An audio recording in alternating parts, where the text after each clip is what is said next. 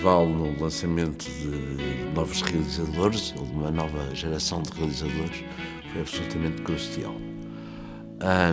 O festival veio na altura certa, em 1993.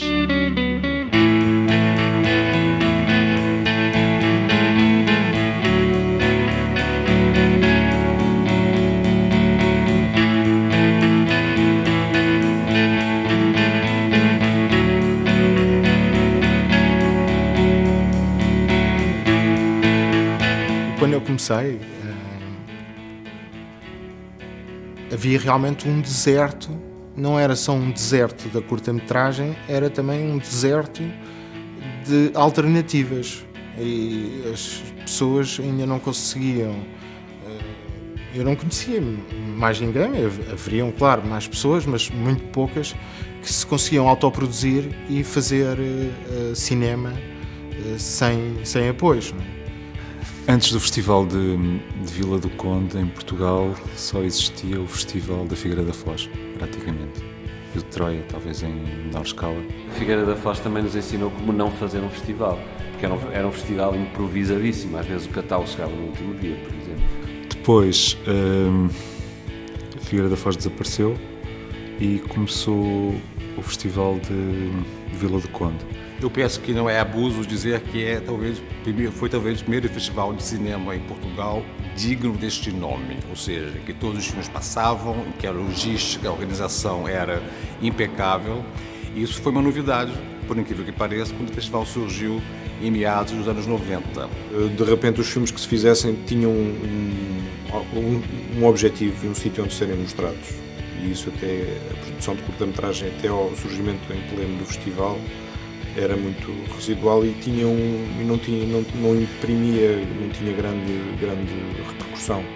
O festival, para mim, é um projeto criado por pessoas que eu conhecia antes do festival, antes de Vila do Conde, e com quem nós íamos aos cineclubes, ao Cineclube da Póvoa, a ver alguns filmes ao domingo de manhã. Éramos nós e as senhoras que iam para a missa. Na altura que surgiu o festival, só existia cá a Feira Nacional de Artesanato e os cursos de aperfeiçoamento musical, promovidos pela Academia de Música.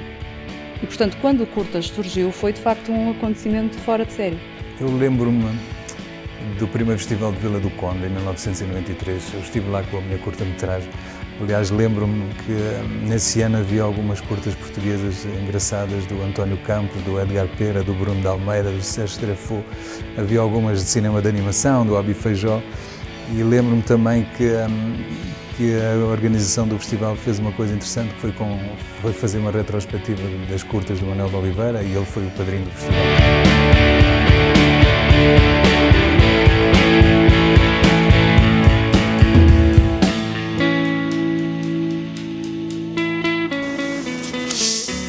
Havia já sinais de uma nova disponibilidade de cineastas, sobretudo com materiais, usando materiais, os novos materiais técnicos mais ligeiros, em inventarem modos de produção diferentes dos que existiam até então. É o caso crucial do Edgar Pera, que de facto inventou um modo de produção e aqui ainda hoje é digamos, o mais genuinamente indie dos cineastas portugueses, e também um papel precursor muito importante, que é o do Abi Feijó no campo da animação. E esses anos 90 foram no setor da curta-metragem muito fervis no cinema português. Eu acho que esta possibilidade, não é, num país relativamente pobre do ponto de vista, sobretudo financeiro, mas rico de património, rico de experiência, rico de história, seria difícil não imaginarmos uma cinematografia, por um lado, diversa, como ela o é, não é? E ao mesmo tempo desafiante.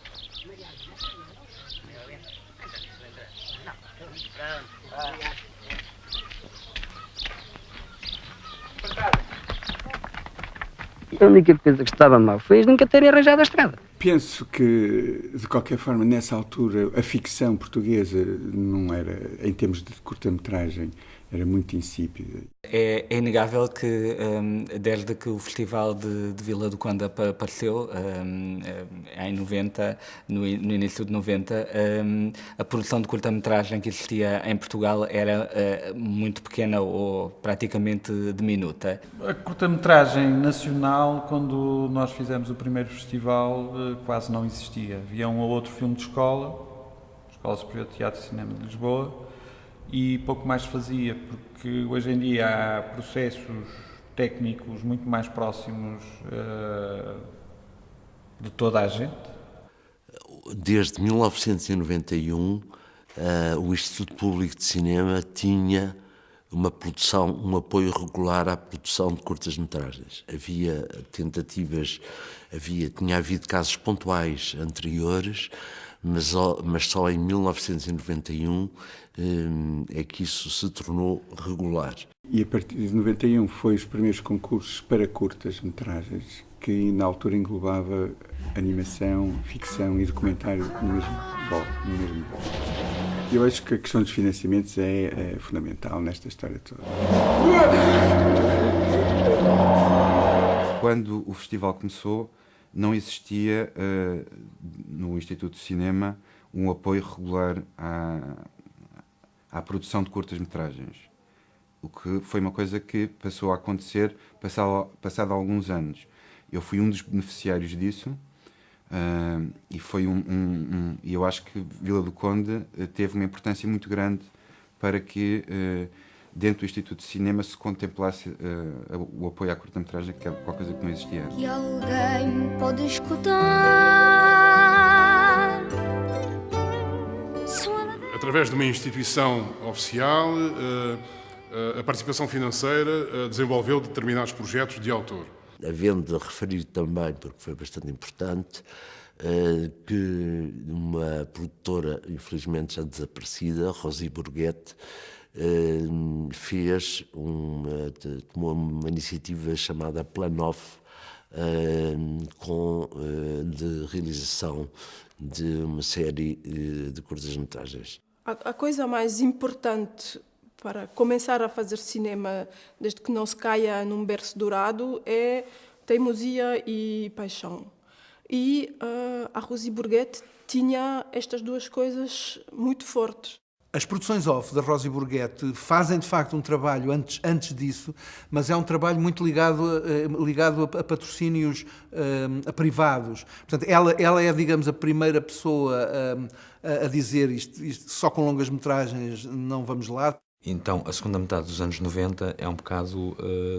tem estas duas forças a funcionar. Por um lado, o festival, como grande janela de internacionalização para a produção nacional, e, por outro lado, um enorme incremento da produção nacional através dos programas de apoio do IPACA à produção de curtas, que faz com que surjam produtoras na espuma desse movimento, como o Sonho e a Fúria, como a Luz e Sombra, como na altura também a própria Rosi Burguete começa a ter uma política extremamente dinâmica de produção de curtas. Aquilo que houve foi algo que permitiu que, pela primeira vez, na história recente do cinema português, existisse um grupo de pessoas que teve a oportunidade de começar a fazer filmes fazendo curtas-metragens. Primeiro veio o pânico.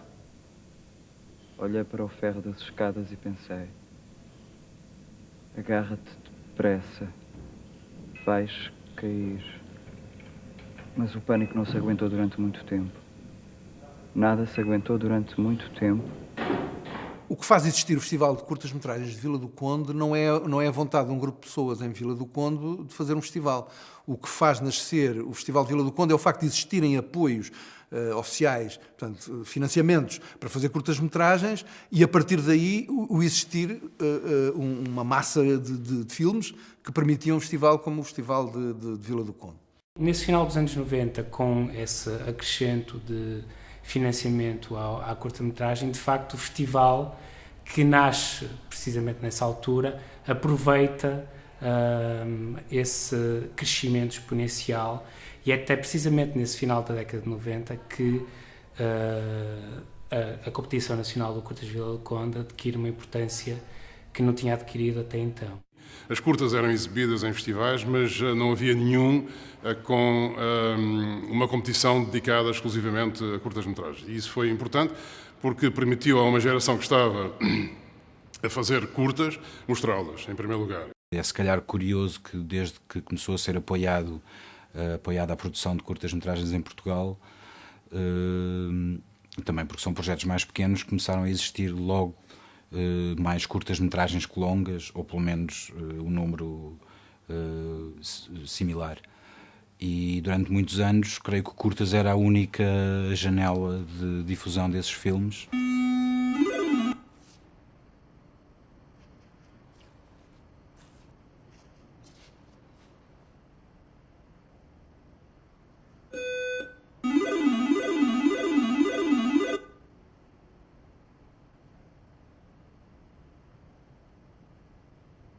O festival criou uma oportunidade.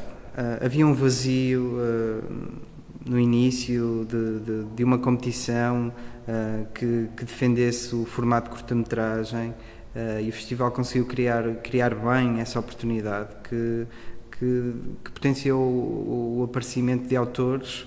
E parece-me que acaba por ser um fenómeno dos dois lados, não é?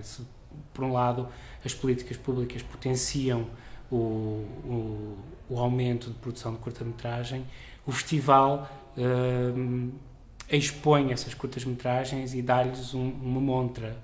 A própria escolha da curta-metragem já foi um sinal de inteligência, ou seja, ter um quadro preciso para o festival e não ter uma coisa super generalista, como eram e como são, em geral, os festivais. Eu penso que ainda hoje o que distingue, o que caracteriza esse festival é que é muito bem programado. O próprio festival, por existir e com a aceitação que tinha, era uma prova inequívoca para que o Ministério da Cultura pudesse confiar neste investimento a fazer na produção de curtas, animação, documentário e ficção. Portanto, isto foi um processo que se arrastou ao longo de algum tempo e que muito rapidamente foi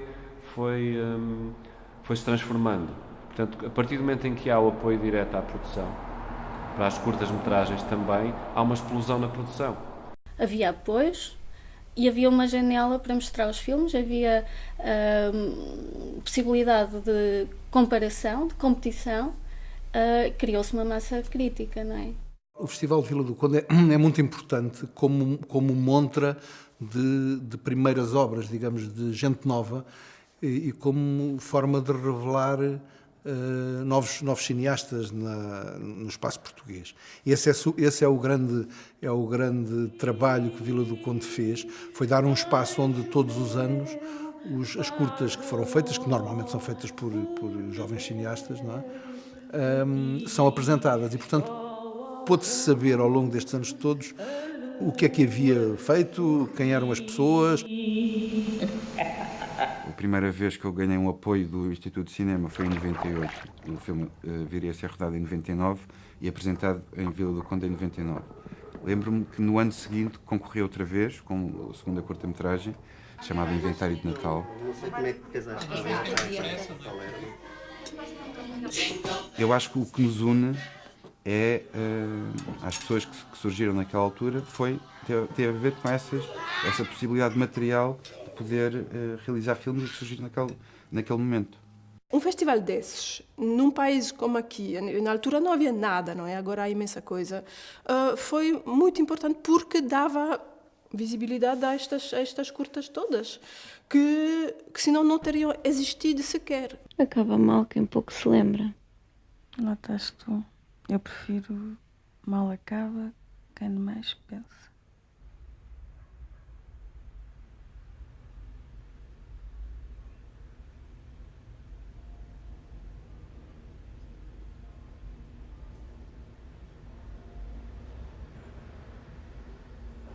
Tinha Camila em carne viva. Perfeito. Eram cineastas que podiam ter crescido sem o Festival de Vila do Conde, como é óbvio. o talento e a criatividade e a capacidade deles chegarem aos circuitos internacionais é inequívoca. Mas o Festival de Vila do Conde participou disso. Por outro lado, houve outros cineastas que, de facto, foram apresentados ao público pela primeira vez aqui.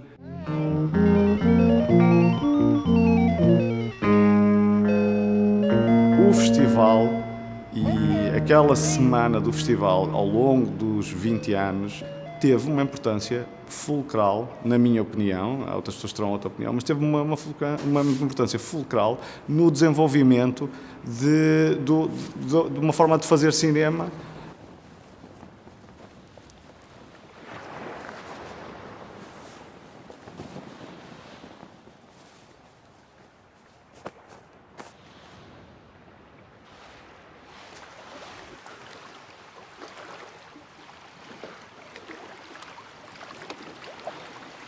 Houve, obviamente, uma coincidência de pessoas que, na altura, estavam a começar a fazer curtas-metragens e coincidiram todas naquele festival, mais ano, menos ano. E, no fundo, todas essas pessoas que começaram a realizar, eu, Miguel Gomes, como disseste, começaram a ganhar prémios e começaram a ter algum destaque, porque passaram do Festival de Vila do Conde para outros festivais lá fora, começaram a ter convites para realizar. E, em 99... houve dois acontecimentos importantes. A Videoteca de Lisboa tinha organizado um ciclo de novas curtas-metragens portuguesas, o que era já sintomático de que se podia fazer um ciclo só com cineastas portugueses, tendo sido editado um catálogo com conversas com esses novos autores.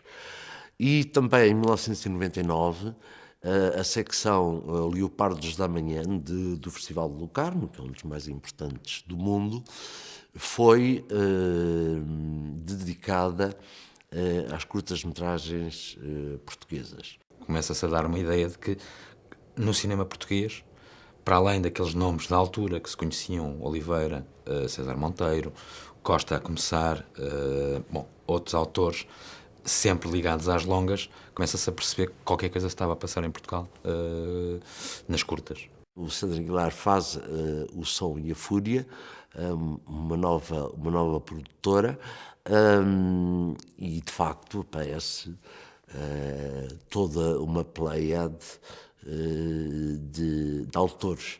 Em 98 foi quando o Sandro Aguilar mostrou no festival a sua primeira curta-metragem, o Estou Perto. E logo no ano seguinte, em 99, o Miguel Gomes estreou o Entretanto, que acabou por ser a primeira produção do Som e a Fúria. Se um filme só começa a existir a partir do momento em que ele é visível, foi aí que começou o meu cinema. Foi quando, nesse momento em que passou o filme em Vila do Conde.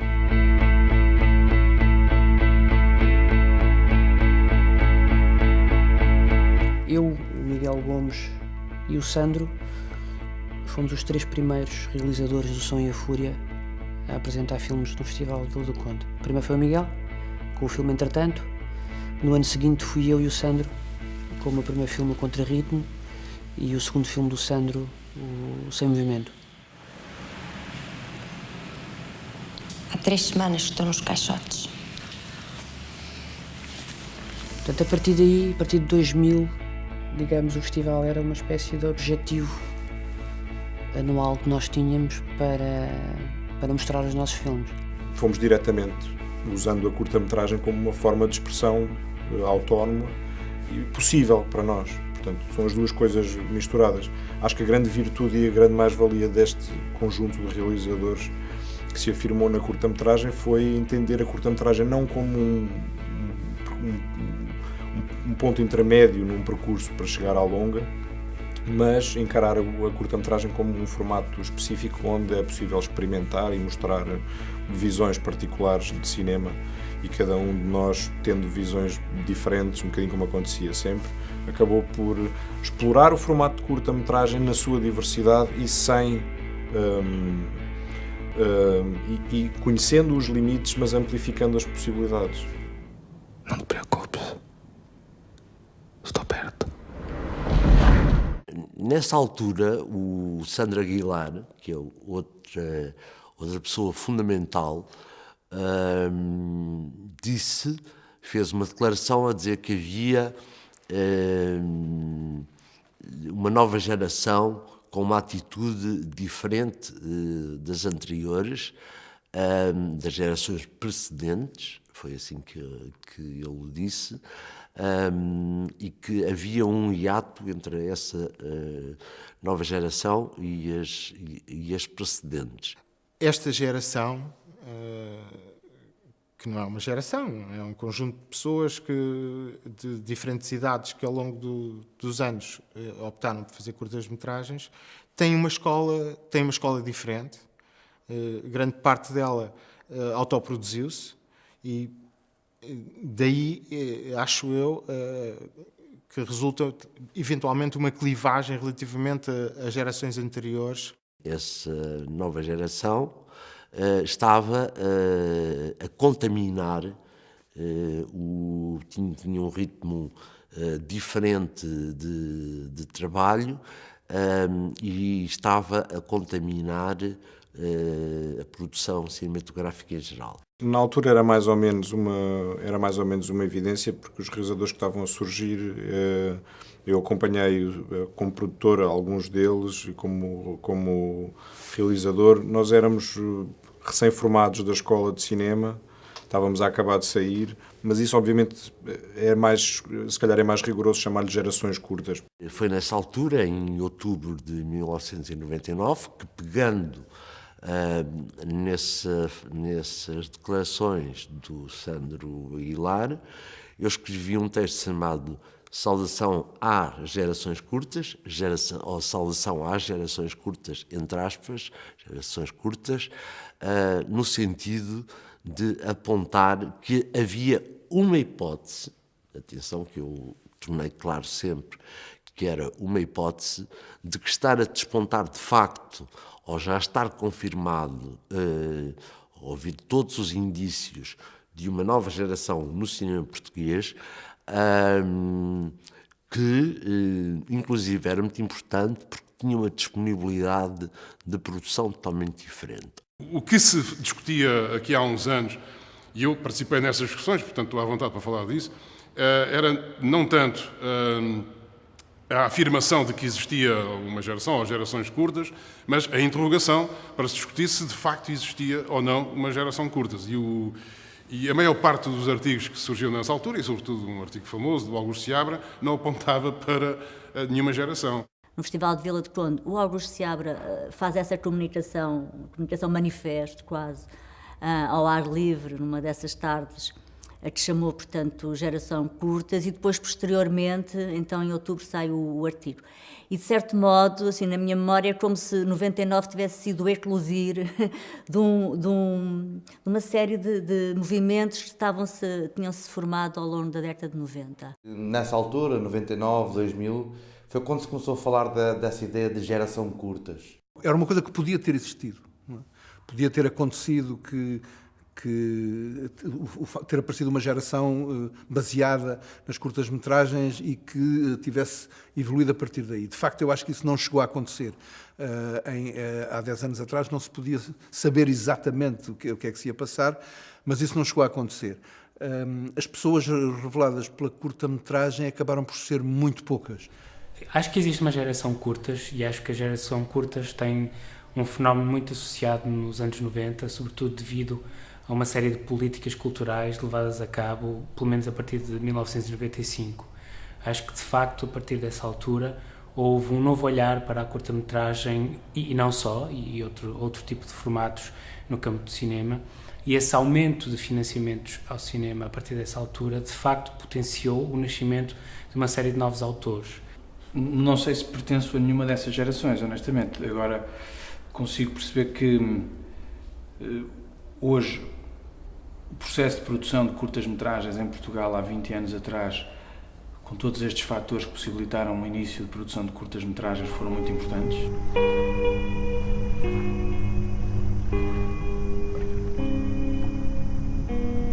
Até então era maioritária sempre modo de produção em que os cineastas para já dedicavam-se sobretudo à longa-metragem de ficção e ficavam angustiadamente à espera sempre de calharem na lotaria, se assim se pode dizer, dos concursos do apoio do Instituto de Cinema. Esses cineastas que na altura tinham esse potencial, hoje em dia comprovam, porque já chegaram à longa e já chegaram, alguns deles já fizeram 2 e 3 longas e com resultados muito interessantes, não só em termos de festivais de cinema, como tem ajudado na realidade o nome do cinema português a ser muito mais conhecido lá fora. Hoje em dia os realizadores que nunca antes fizeram curtas, se calhar agora estão a fazer curtas, porque definitivamente é um formato muito interessante.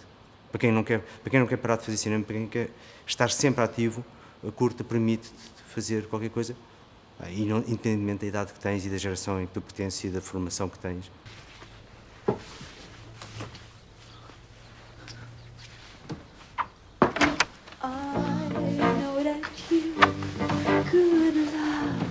É hoje impressionante ver o conjunto de cineastas que surgiram, entretanto, na curta-metragem. O Miguel Gomes e o João Pedro Rodrigues, que se transformaram nos 2 cineastas portugueses que na primeira década deste século se impuseram internacionalmente. Na maior parte dos casos, os realizadores que se vieram a afirmar depois no formato longo eram aqueles que já tinham qualidade clara na curta-metragem. Eu estou-me a lembrar, por exemplo, do Miguel Gomes nessa primeira geração.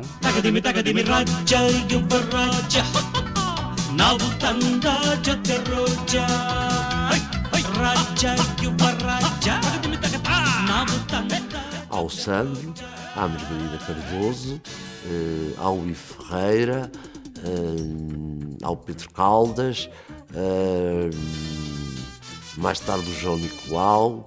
Para mim foi sem dúvida importante a passagem das minhas 2 curtas, O Rapaz e a Canção de Amor e Saúde, como curtas, porque tiveram aí, se quisermos, uma difusão, uma projeção que seria muito difícil terem noutro sítio, e valeram uma seleção para outros festivais, porque curtas também tem muito isso, está já ligado a uma rede, sobretudo europeia, mas também, mais que isso, de festivais de curtas-metragens. Basicamente o que aconteceu é que havia um contexto de produção e um festival que que permitia que essa produção fosse exibida, e isso coincidiu no tempo e permitiu o surgimento muito rápido de uma série de novos realizadores.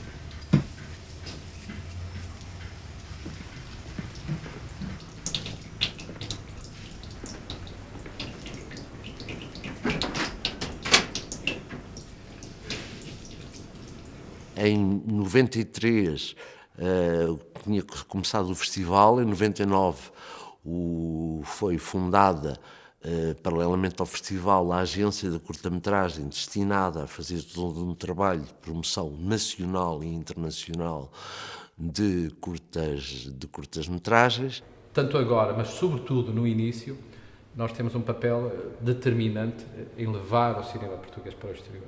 Primeiro através do festival, organizámos várias mostras no mundo inteiro. Dessa vontade de que organizássemos mostras de curtas, nesta primeira fase surge a ideia de formar a agência, e a agência é um projeto novo à volta do festival, e a agência depois ganha uma vida própria a promover e a divulgar o cinema português. Entretanto, o facto de aparecer a agência, aquilo que veio fazer foi apoiar e manter essa produção. Portanto, não, como é que eu ia dizer?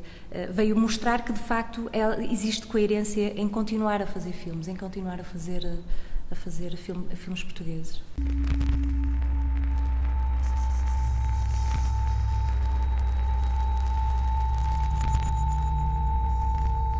Os filmes existem para serem vistos. Obviamente que o Festival de Vila do Conde, e daí o seu papel histórico importantíssimo, foi a plataforma privilegiada para os filmes serem vistos. E a agência, para nós como produtores, eu diria que era um instrumento, uma ferramenta muito importante. Tinham todo aquele trabalho que não é nada fácil, de enviar os filmes para os festivais, fazer as inscrições, e tirava de cima dos produtores algum peso. O que acontece é que sempre que alguém ou algum festival quer uma curta-metragem portuguesa, um festival do mundo, dirige-se à agência para saber se a pode ter. Com o desenrolar do tempo, com a agência da curta-metragem e até também, já bem mais tarde, com o aparecimento de outro festival, o Indie, essas curtas-metragens começaram a circular internacionalmente. Portanto, aquilo que a agência conseguiu fazer foi ser um meio de interventivo também, mas de ligação entre, portanto, os filmes e todos os meios de divulgação do mundo. Mas há, de facto, um destaque muito grande para o Festival de Vila do Conde a partir do momento em que eles começam a investir, sobretudo numa série de programas paralelos à exibição da produção específica a concurso e passam a dedicar uma atenção e um cuidado muito particular à divulgação das curtas fora de Portugal. Há um outro fator que é muito importante. Eu digo no presente porque felizmente permanece, que é a existência de um programa específico dedicado à curta-metragem, a Onda Curta, feito pelo João Garção Borges na RTP, que aliás neste momento já é um sobrevivente com os anos que tem na produção da RTP.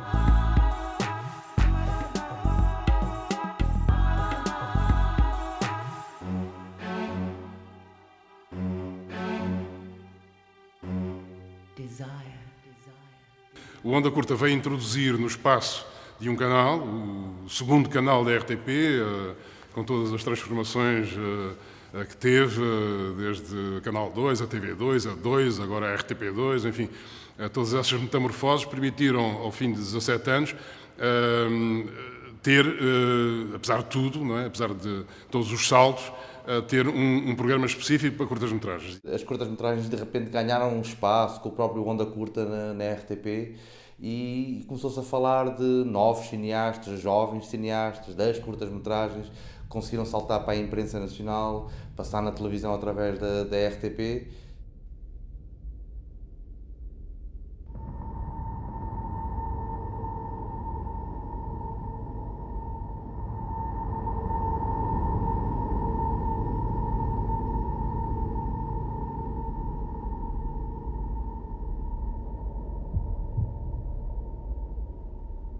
E, obviamente, que tem que se dizer que, em alguns casos, poucos, mas sintomáticos, essas curtas-metragens tiveram mesmo difusão comercial. Aí há um marco extremamente importante, que é o João Salavisa.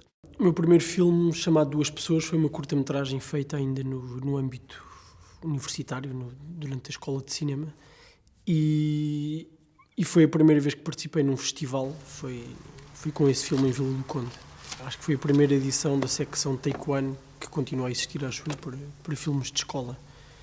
E depois disso, o filme seguinte que fiz foi o Arena, que também teve um bom percurso por festivais já fora do âmbito universitário, obviamente. João Salavisa conseguiu, em anos recentes, recentíssimos, algo de inédito. Ganhou a Palma de Ouro da curta-metragem em Cannes em 2009 com o Arena e ganhou o Urso de Ouro do Festival de Berlim em 2012 com o Rafa. Eu revejo-me nesse modo de começar o meu trabalho como realizador de cinema pelas curtas-metragens. Um pouco como aconteceu na altura com Miguel Gomes, com o Sandro Aguilar, com essa geração toda. O Arena estreou com 15 cópias, tal é o efeito da Palma de Ouro, estreou em 15 cópias como complemento de um filme, o Taking Woodstock do Ang Lee.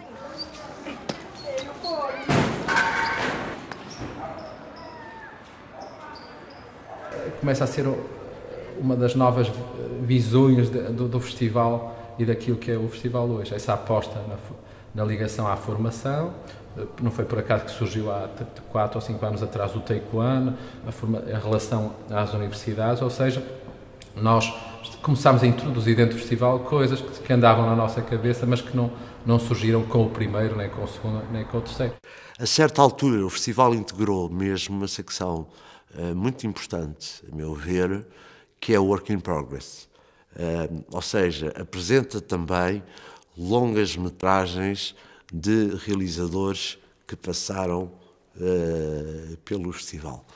E em 2005 houve um terceiro momento decisivo, ou seja, depois do início do festival em 93 e depois da constituição da agência de curta-metragem em 99, houve em 2005 o aparecimento da Galeria da Arte Cinemática Solar. O que é que isto se entende? Cada vez mais há uma contaminação entre as imagens em movimento produzidas no campo chamadas artes visuais, que antigamente se designava por artes plásticas, do cinema.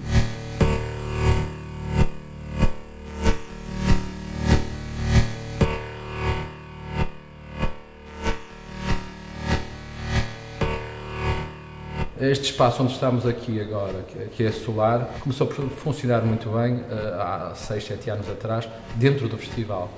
Depois deu origem a um projeto que se expande ao longo do ano e é um espaço onde existe programação o ano inteiro. A ligação, há uma interligação entre o festival, a agência e a Galeria Solar, que é uma das características distintivas de Vila do Conde. Eu acho que o festival é essencialmente uma montra com uma engenharia muito bem pensada e que foi ganhando mutações ao longo dos anos e foi-se ajustando também às novas tecnologias e às novas possibilidades também de criação que não eram iguais há 20 anos. E com os filmes-concerto, com as várias secções que o festival foi inaugurando, o Work in Progress, as competições de videoclipes, o Solar, não é? A Galeria de Arte Cinemática, que também é um momento importante da renovação do festival, o Curtas Vila do Conde conseguiu esse fenómeno de que falava, de mudar de pele, digamos, ano após ano. Sinto que houve uma renovação. Não havia, de facto, cinema. Havia, sim, um teatro que estava desativado. O aparecimento do Cineclube e do festival coincide também com uma época de recuperação de edifícios históricos em Vila do Conde. O festival, nesse sentido, aparece logo desde o início como algo muito bem acolhido pela população e o público do festival, sobretudo no início, era muito o público do Cineclube. Em termos de público, considerando que era a primeira edição, e em termos de imprensa, sobretudo, foi um sucesso. E, obviamente, que ia acabar por ali, não fosse o IPACA ter garantido o pagamento das dívidas a posteriori. E o sucesso que nós tivemos desde a primeira edição, trazendo cá os meios de comunicação social, os artistas portugueses ou de outros países, fez com que a cidade fosse aceitando o Festival de Curtas como algo que era bom para a economia local. Eu entendo que a população entende o festival, sabe que o festival tem reputação internacional, sabe que vem muita gente de fora, sabe que é um intercâmbio importante sob todos os pontos de vista e inclusive na pequena economia aqui da terra é importante porque há os hotéis, os serviços, os restaurantes, os cafés por aí fora que se animam bastante. Aliás, eu acho que há pessoal em Vila do Conde que está sempre à espera de festival porque isto fica pintado com outras cores. E o festival foi se impondo, eu julgo que também por causa das características da cidade, que é uma cidade pequena, acolhedora, toda a gente se conhece, toda a gente se sente bem, e portanto Vila do Conde começou a estar na moda, como ponto de encontro das pessoas ligadas à cultura.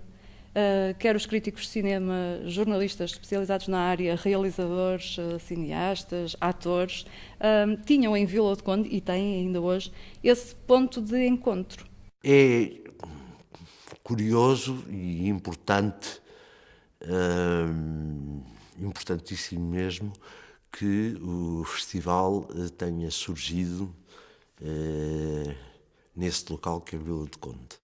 E o que é ainda mais interessante, e isto não é exclusivo no caso português, mas no caso português não deixa de ser paradigmático, são festivais que acabam por surgir não nas grandes metrópoles, aliás, os grandes festivais das grandes metrópoles acabam por ser um pouco mais antigos, não é? No caso de Lisboa, então, se calhar o primeiro grande festival aparece nos anos 2000, 2003, 2004, depois também com o Indie, ou seja, é o interior que dá os primeiros passos. O que aconteceu foi, de facto, eles virem fazer conferências de imprensa a Lisboa, conseguirem vir cá buscar as pessoas e convencê-las de que estavam ali a fazer qualquer coisa de diferente e de importante e depois, ao mesmo tempo, agradando pela programação.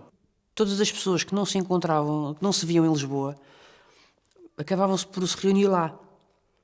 Entendes? Ou seja, estávamos todos cá a fazer filmes, tudo na mesma cidade, mas depois acabávamos por nos encontrar lá. E era aí que realmente íamos beber uns copos, jantávamos, falávamos e partilhávamos um bocadinho toda esta, digamos, o facto de fazermos a mesma coisa. Era muito interessante que nos anos 90 ver em Vila do Conde autores de grande peso a nível internacional, como o Peter Greenaway, o Gus Van Sant, o Alexander Sokurov, de uns encontros incríveis entre o Alexander Sokurov e o Manuel de Oliveira. O Festival de Vila do Conde permite isso, porque nós, realizadores, estamos lá, não é? E estamos lá com os nossos filmes e estamos lá a ver os filmes dos outros. E isso gera debate, gera até, às vezes, para pessoas que se calhar são menos faladoras, eventualmente um debate interior, mas não deixa de haver um reconhecimento de proximidade e de diferenças entre o trabalho dos diferentes realizadores, o que é que cada um quer fazer.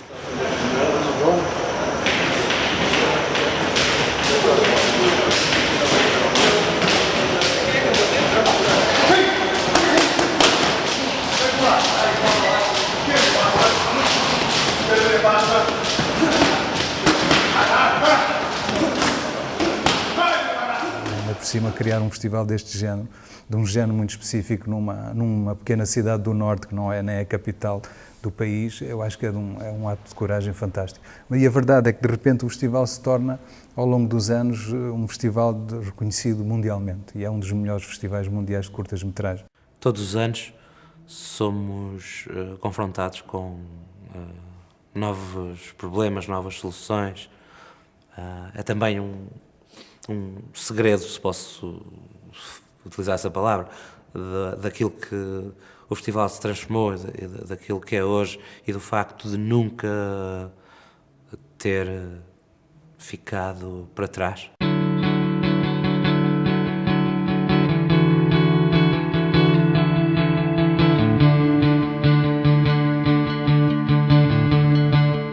Todo o cuidado com que desde o princípio o festival fez a sua própria imagem, a sua própria promoção, e eu penso que isso provavelmente tem a ver com o facto de se ter originado num núcleo coeso de 5 pessoas, fez com que Vila do Conde se transformasse num dos grandes eventos culturais a nível nacional e que tivesse capacidade de atrair público que vai expressamente a Vila do Conde para o festival. O festival inteligentemente abriu os olhos a uma nova maneira de se fazer cinema, quase cinema de guerrilha, e isso é que é o grande legado, é o legado do presente do Festival de Curtas. Fala-se muito do que se fez e dessa geração que agora está a ganhar prémios, a fazer longas e outros tipos de trabalho, mas eu queria antes salientar e frisar este momento que é um momento sintomático e que daqui a uns anos vai ter reflexos. Penso que estão a surgir novos nomes e é fundamental que surjam, e é nas curtas. Não faço ideia como é que vai ser um festival de cinema daqui a 20 anos, nem sequer se existirá aquilo que nós hoje chamamos de Festival de Cinema, ou até se irão existir filmes no sentido em que conhecemos agora.